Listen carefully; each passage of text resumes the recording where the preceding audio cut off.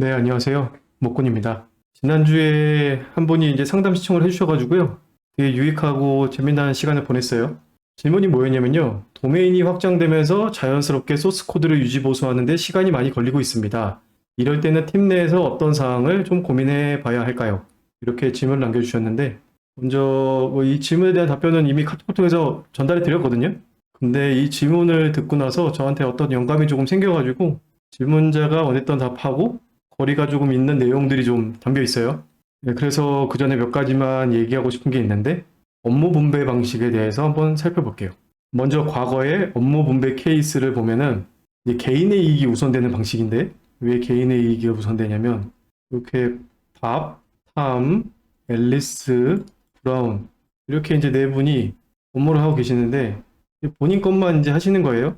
뭐 자연스럽게 이제 약간씩은 서로 업무가 이제 중복되는 교차점들이 이렇게 발생하긴 하는데 이렇게 발생하긴 하지만 보통은 이제 본인 내용밖에 잘 모르는 거고 특히나 이렇게 밥과 브라운 이 두 분은 아예 서로 무슨 일 하는지 모르는 거죠. 이런 방식의 이제 장점은 본인 업무와 코드에 집중이 가능하다. 그런 장점이 있고 단점은 담당자 부재 시에 업무 대응이 어려운 점이 있죠. 그런 점이 있고 그렇기 때문에 각자 개인은 이게 본인 것만 그냥 열심히 잘하면 되니까 사실 뭐 그런 점에서 뭐 좋을 수도 있는데 만약에 이 중에 한 분이 연차 가면 굉장히 이제 곤란해지는 상황이 이제 생기는 거죠. 네, 다음 업무 분배 케이스는 이제 모던한 방식인데요. 현재 이제 이런 방식으로 많이 쓰고 있는데 팀의 이익이 이제 우선인 거죠. 그래서 밥, 탐, 앨리스, 브라운 이 네 분이 모든 일을 다 함께 하는 거예요. 뭐 누가 어떤 일을 분배받아도 뭐 다 처리 가능한 그런 상황인 거고 당연히 그렇게 되려면 정보 공유가 이제 필수인 거죠. 장점은 이제 인력을 효율적으로 운영할 수가 있어요. 뭐 한 분이 좀 연차 가시더라도 나머지 분들이 이제 다 업무가 가능한 상황이기 때문에 효율적 운영이 가능한데 문제는 이제 언제 쓸지 모를 정보를 끊임없이 계속 받아들여야 돼요. 이게 약간 좀 스트레스가 될 때가 있죠. 네, 이 두 가지를 좀 비교를 해보자면 나도 그 팀의 소속이기 때문에 모던 방식이 더 설득력이 있죠. 제가 만약 브라운이라고 치면은 팀의 이익이 우선이긴 하지만 그래도 나도 이 팀의 소속이니까 우리 공통적으로 다들 잘 먹고 잘 살자 이런 마음으로 이런 케이스로 가는 게 저도 더 좋다고 생각합니다. 하지만 코드가 방대해질수록 뇌 스트레스가 가중돼요. 정보를 알아야 될 게 너무 많기 때문에 가중되는 측면이 있고요. 결론을 말씀드리면 이제 모던 방식이 개발자가 받지 않아도 될 스트레스를 주기도 한다. 가끔은 모던 방식을 쓰는 척만 하는 것 같은 인상을 받을 때도 있어요. 약간 스트레스 받으니까 듣는 척만 하는 거죠. 스크럼과 에자일을 도입하면서 마이크로 매니징을 하고 있는 건 아닌지 의심할 필요가 좀 있어요. 그리고 모던 방식이 진짜로 무조건 좋은 건가? 한번 좀 생각해 볼 필요가 있죠. 그래서 모던 방식은 개발자에게 어떤 영향을 줄까? 이 부분에 대해서 좀 알아보려고 합니다. 재직 중인 회사에서 필요한 지식, 앞으로는 이제 업무 지식이라고 부를게요. 이거 뭐라고 불러야 될지 모르겠는데 그 예가 비즈니스 로직, 업무 히스토리, 보편적이지 않은 기술 스택. 비즈니스 로직은 그 회사의 이제 업무 코드죠. 여기에 다른 회사 갔을 때 도움이 되는 경우도 당연히 있을 수 있고요. 업무 히스토리, 뭐 어떨 때 뭐 서버가 죽었었다, 뭐 예전에 어떤 이유 때문에 이런 거 이렇게 개발했었다, 뭐 이런 히스토리들이 여기 이제 포함되는 거고요. 보편적이지 않은 거는 이제 뭐 누구 어떤 특정 사람이 어떤 라이브러리 만들어가지고 아무도 모르고 그 사람 혼자만 알고 있는. 근데 나는 그걸 써야 돼. 근데 이거에 대해서 내가 자세히 알아봤자 다른 회사 가면 아무런 쓸모가 없어요. 뭐 이런 것들을 이제 말씀드리는 거고 주니어일 때는 소중한 경험이 맞죠.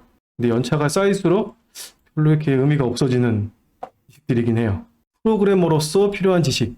다음부터는 프로그래밍 지식이라고 이제 부를게요. 프로그래밍 언어. 뭐 언어는 당연히 뭐 잘 알고 있어야 되는 거고 보편적인 기술 스택. 뭐 레디스나 AWS의 다이나모 DB 같은 거. 뭐 이런 것들은 보편적으로 쓰니까요. 그 다음에 객체 지향, 뭐 멀티스리드, 마이크로 서비스 뭐 이런 지식들이 있습니다. 장기적인 성장을 위해서 우선적으로 습득해야 될 지식이긴 하죠. 장기적인 성장을 위해서 알아둬야 되는 지식이고 이직과 성장에 대한 얘기를 조금 이제 해보자면은 첫 회사나 새로운 회사를 가면 반드시 이제 업무 지식이 필수거든요. 업무 지식을 알아야 그 회사에서 일을 할 수 있으니까요. 코드 분량에 따라 다르지만 보통은 한 1년 정도 걸리는 것 같습니다. 빠르면 이제 6개월이 될 수도 있고요. 재직 기간이 길어질수록 프로그래밍 지식 비율이 높아져요. 습득 비율이 높아진다는 거예요. 왜냐면은 이미 이제 업무 지식은 이제 많이 쌓아놨으니까 이제 프로그래밍 지식 쪽으로 이제 서서히 남는 시간이 이제 눈이 가는 거죠. 그래서 이때부터 프로그래머로서의 경험치가 이제 쌓이기 시작하는 거예요. 그리고 이제 개발자의 성장 곡선을 이제 좀 한번 보자면은, 여러분들 이거 많이 보셨죠? 이 성장 곡선을 보면은 정체되어 있는 시기가 있고, 이 부분이 정체되어 있는 시기가 이렇게 있고, 성장하고, 또 정체하고, 또 성장하고, 정체하고, 뭐 이런 식으로 하는데, 이 부분을 경험을 쌓고 뭐 지식을 습득하는 그런 과정이라고 치고, 이 타이밍에 뭔가를 깨닫고 폭풍 성장, 또 정체돼서 경험과 지식을 쌓다가 또 폭풍 성장, 뭐 이렇게 이제 설명도 하시는데, 저는 약간 다른 측면에서 좀 말씀드리고 싶은 게 있어가지고 요거를 이제 꺼내왔어요. 이게 뭐냐면은 첫 회사에 이제 입사를 해요. 입사를 하면 여기서 이제 업무 지식을 이제 막 쌓거든요. 프로그래밍 지식보다는 그 회사에 맞는 사람이 되기 위한 지식들을 막 쌓기 시작합니다. 그러다가 시간이 꽤 지나면 이제 프로그래밍 지식이 이제 쌓이게 될 거고, 그 프로그래밍 지식이 쌓이면서 이제 성장이 가능해져요. 성장이 이제 가능해지는데, 어느 정도 성장하고 나면 프로그래밍 지식을 아무리 쌓아도 그 한 회사에서 경험할 수 있는 그 경험치가 제한적이거든요. 뭐 그렇지 않은 회사도 있을 수 있겠지만, 제한적인 일들을 계속 반복적으로 하게 되기 때문에, 이때 이제 이직을 이제 고려하게 되죠. 연차도 어느 정도 쌓였고, 연봉도 좀 올리고 싶은데, 보통은 안 올려주잖아요, 회사에서. 그래서 이직을 통해서 연봉 협상을 꾀야 합니다. 그래서 또 이직을 하고 나서 쭉 다니다가 보면은, 이때 또 이직을 하고 난 다음에 이 업무 지식을 또 쌓아야 되거든요. 이때 업무 지식을 또 쌓는 동안 성장이 조금 정체돼요. 또 업무 지식을 어느 정도 쌓고 나면 다시 또 프로그래밍 지식을 많이 얻게 되고, 그러면서 다시 또 성장, 이런 측면도 있다는 거. 뭐 이게 전부는 아니지만 이런 측면도 있다는 거. 그렇기 때문에 그 모던 방식이 악인가요? 그건 아니죠. 모던 방식이 개발자로서의 성장을 방해할 여지가 있기는 해요. 계속 그 업무 지식을 계속 들어야 되거든요. 그래서 성장을 좀 방해할 여지가 있긴 한데, 그래도 마음 편하게 연차를 다녀오려면 모던 방식으로 가는 게 모두에게 이익이긴 하다. 여기까지 이제 쭉 내용을 말씀드렸는데, 중간 정산을 잠깐 좀 해보자면은, 조직을 운영하는 방식에 따라 의식 없이 따라가다가 보면은 개발자로서의 성장에 악영향을 미칠 수 있다. 우리는 업무 지식을 좀 약간 많이 사람들이 알도록 요구를 하고 있으면, 프로그래밍 지식도 많이 좀 습득할 수 있도록 노력을 좀 많이 기울여야 되는 거죠. 그리고 이직은 단순히 연봉 상승의 기회가 아니라 새로운 회사의 업무 지식을 습득해야 되는 퀘스트가 생기므로 성장 곡선에 정체가 발생함. 뭐 이것 때문에 성장을 죽어도 할 수 없다, 뭐 이런 건 아닌데, 이직을 하면 한동안 성장에 정체가 발생할 수 있다는 거, 그런 점을 좀 유념해야 되니까 더 열심히 하죠. 뭐 그밖에 없는 거죠. 그리고 좋은 사수를 만나는 것도 이거 뭐 당연하죠. 좋은 사수분 만나면은 성장하는 데 아주 큰 도움이 됩니다. 본인의 상황을 인지하는 것도, 게임을 줄이고, 게임 줄여야 되는데 저도 조금 줄여야 되는데, 업무 지식을 빨리 습득하는 것도, 항상 기술 습득에 매진하는 것도 성장에 도움이 됩니다. 네, 그렇습니다. 네, 그래서 원래 얘기로 좀 돌아가 보면요. 내 시간을 어떻게 쓰고 있는가? 제가 그 주니어 시절에 게임 회사에서 하루 동안 내가 무슨 일 하는데 시간을 이렇게 많이 쓰고 있는 건지 하고서 이렇게 재본 적이 있거든요. 시간 재본 적이 있는데, 재봤더니 결론은 그 신규 개발에 들어가는 시간은 납득이 가능해요.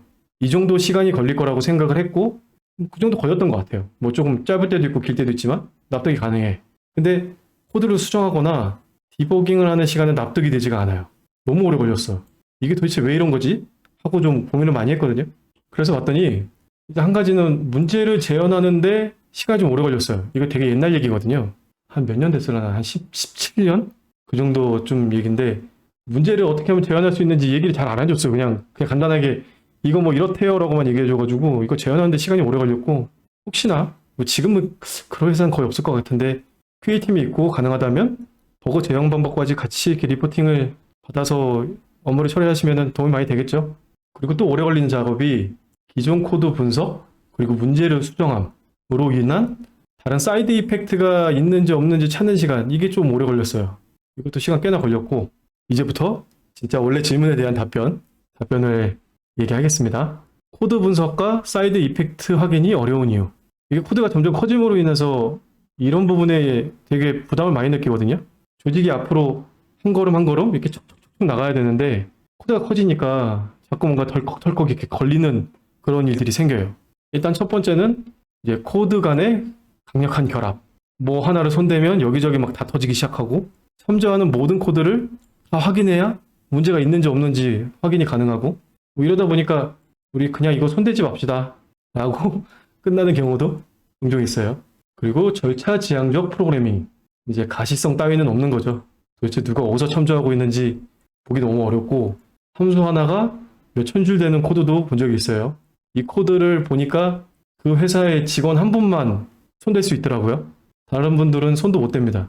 이런 코드도 본 적이 있고 어디서부터 어디까지 봐야 되는지도 직관적이지 않아가지고 내가 코드를 충분히 봤다고 생각했는데 항상 불안한 마음이 있는 거죠. 그리고 유닛 테스트의 부재 또는 미비 없거나 아니면 너무 적거나 뭐 이런 문제가 있을 수 있는데 문제가 있는지 없는지 확인하려고 AI의 도움을 받을 수 있잖아요. 요즘에 챗GPT한테 물어봐도 되고 근데 얘가 문제가 없는데 자꾸 있다고 하는 경우가 있거든요. 그래가지고 문제가 없는 것 같은데 하고선 막 찾아보다 보면은 문제가 없어요. 그럼 괜히 얘한테 물어봤다가 시간만 더 걸려가지고 저는 요즘에 좀 잘 안 쓰긴 합니다. 근데 코드 추천은 쓰고 있어요. 코파일럿 쓰면서 코드 추천을 받고 있는데 그건 잘 되고 있는 것 같은데 챗GPT로 코드에 무결성이 있는지 없는지 확인하는 거는 좀 잘 모르겠어요. 도움이 되는지. 가장 좋은 방법은 유닛 테스트가 있어야 돼요. 통합 테스트도 있으면 좋습니다. 그리고 이거 있다고 하더라도 QA도 하긴 해야 돼요. 실제로 문제가 있는지 없는지 요거는 이제 이론상으로 없다라는 거니까 유닛 테스트는 이론상으로 없다. 그리고 이건 우리가 내부에서 테스트 해봤더니 없다. 이런 거니까 실제로 이제 QA도 해가지고 봐야 됩니다. 그럼 해결 방안은 뭐냐? 이제 유닛 테스트적인 측면으로 말씀을 드리면 레거시 코드를 객체 지향으로 전환하는 거예요. 이거를 DB나 뭐 각종 그 외부 IO가 발생하는 코드들을 인터페이스를 사용해서 느슨한 결합으로 만들어 갖고 유닛 테스트 할 때는 목 오브젝트를 쓸 수 있게 한다거나 뭐 그렇게 하는 거죠. 여기서 말씀드리는 거는 통합 테스트가 아니라 유닛 테스트입니다. 내가 수정한 코드가 문제가 없으면 유닛 테스트를 통해서 이제 보장받는 거죠. 그래서 유닛 테스트가 다 성공적으로 석세스가 떴으면 마음 편하게 이제 있을 수 있는 거고 복잡한 코드를 분석하지 않고 문제가 있는지 없는지만 빠르게 확인해서요.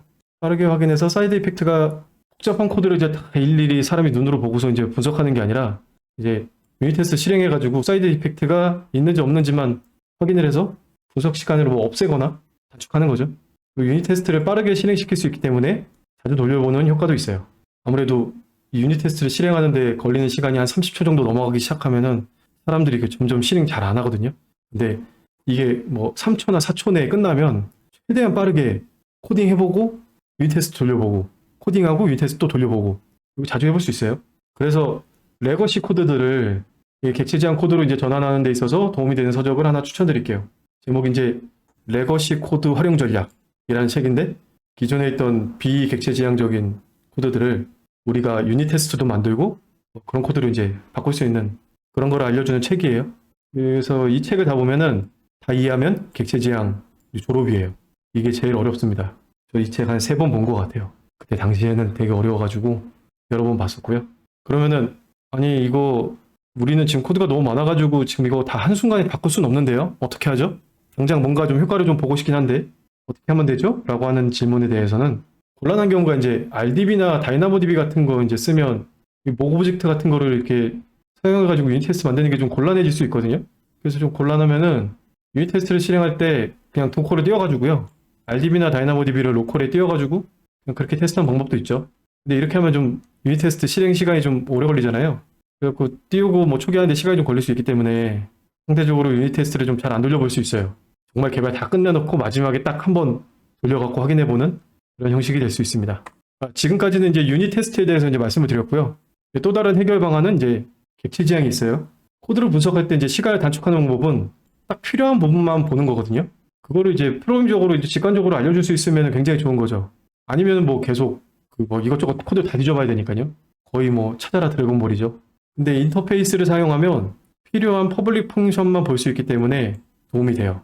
예제를 잠깐만 보자면 여기 인터페이스가 하나 선언되어 있죠. 드로우라는 함수를 구현을 해야 되고 트라이앵글이라는 클래스가 iDraw 얘를 이제 상속을 받았고 얘한테는 프라이빗, 퍼블릭 함수 이렇게 세 가지가 구현이 되어 있는데 이 중에서 드로우 함수가 여기에 이제 구현이 되어 있는 거죠.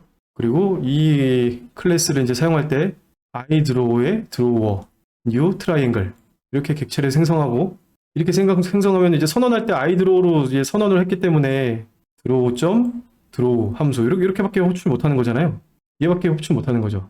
그리고 만약에 트라이앵글이 아니라 사각형을 그리고 싶다 그러면 이거만 바꾸면 되는 거예요. 한 줄만. 지금은 코드가 간단해가지고 이 효과를 좀 잘 못 느낄 수 있는데요. 만약에 드로우 함수 말고 이 밑에도 더 함수가 막 호출되는 게 막 많으면은 호출되는 게 많았을 때 이 인터페이스를 상속받지 않으면은 이 밑에 있는 코드 다 고쳐야 돼요. 이 아래쪽에 있는 코드도 다 고쳐야 되는데 지금은 다 고칠 필요 없이 요거 하나만 딱 고쳐주면 되는 거죠. 왜냐면 인터페이스를 상속받는 순간 함수 이름을 똑같이 강제할 수밖에 없기 때문에 다른 프로그래머들에게 강제할 수밖에 없기 때문에 이 아래에 있는 코드는 수정되지 않아도 괜찮은 겁니다. 그리고 객체 지향의 은닉화, 캡슐화 부분에 대해서 이제 말씀을 드리면 이 드로우 오브젝트가 드로우 함수만 호출할 수 있다는 걸 우리가 알 수 있잖아요. 프로그램적으로. 웨이크 함수도 퍼블릭으로 되어 있긴 하지만 어차피 드로우밖에 호출 못 하는데 저걸 쓰는 사람 입장에서는 저 코드는 볼 수 없는 거죠. 근데 트라이앵글 클래스를 분석하려고 하면은 이제 메이크 함수도 뭐 보긴 봐야겠지만 인터페이스에 포함되어 있지 않은 함수이기 때문에 얘를 쓰는 입장에서는 메이크 함수도 퍼블릭이지만 드로워는 드로워를 사용하는 코드를 분석하는 입장에서는 이제 안 봐도 되는 함수인 거죠. 메이크 함수는. 그리고 객체 지향의 이제 좋은 점에 대해서 한 가지 더 말씀드리면 이제 다양성 부분이 있는데 삼각형을 사각형으로 바꾸는 수정 사항이 온다면 아까 전에 이제 말씀드렸죠. 그러면 이제 렉탱글 클래스 만들고 생성자만 바꿔주면 되는 겁니다. 여기에서 중요한 건 생성자만 바꾸면 다른 코드는 수정 및 분석할 필요가 없다는 거예요. 수정하는 사람은 렉탱글 클래스의 드로우 함수가 기능을 충실히 다하고 있는가만 집중하면 되는 겁니다. 그러니까 아까 요 부분이었죠. 요 부분. 아까 이 부분이었는데 이 사람은 여기 렉탱글도 이렇게 드로우 함수 만들 거잖아요. 그것만 그냥 잘 만들면 돼요. 이 밑에 있는 기타 등등등 호출될 그 코드들은 볼 필요가 없다는 거예요. 다시 넘어가 보면 네, 그래서 이제 최종 결론. 여기 포도송이가 있잖아요. 포도 한 송이 안에 포도 알이 여러 개가 이렇게 들어있잖아요. 이렇게 포도송이가 여러 개가 달려있고 그 안에 포도가 이렇게 여러 개 이렇게 들어있는데 이게 포도 한 송이를 프로세스라고 치고요. 이 프로세스가 우리 회사에 여러 개가 이렇게 돌고 있어요. 마이크로 서비스인 거죠. 그리고 포도 알은 클래스나 뭐 모듈 같은 거라고 생각을 한다면 코드가 이러면은 포도송이가 몇 개인지 포도 알이 몇 개인지 뭐 우리가 크게 신경 쓰지 않아도 되지 않을까. 모듈화가 잘 돼 있다면요. 제가 만약에 요 포도 알의 일부분을 고친다고 치면 이 나머지 코드가 얼마나 큰지는 우리가 몰라도 되잖아요. 여기만 이렇게 잘 들여다보면 되는 거죠. 요 포도만. 요 포도만 이렇게 잘 보면 돼요. 얘만 이렇게 잘 보고 잘 고치면 되는 거지. 다른 코드는 이제 뭐 크게 상관없다는 거죠. 네, 이렇게 해서 이제 오늘 영상은 끝이 났고요. 카카오 1대1 오픈 채팅방을 열었으니까요. 여기에 그 고민되시는 거 있으면 저한테 뭐 어떤 거든지 물어보셔도 돼요. 제가 답변을 다 해드릴 수는 없겠죠. 모든 경험을 다 해본 건 아니니까. 근데 제가 최대한 알고 있는 건 답변을 해드리고 모르는 것들은 다른 분들한테 물어봐서라도 해드릴 거니까 질문 많이 남겨주십시오. 네, 감사합니다.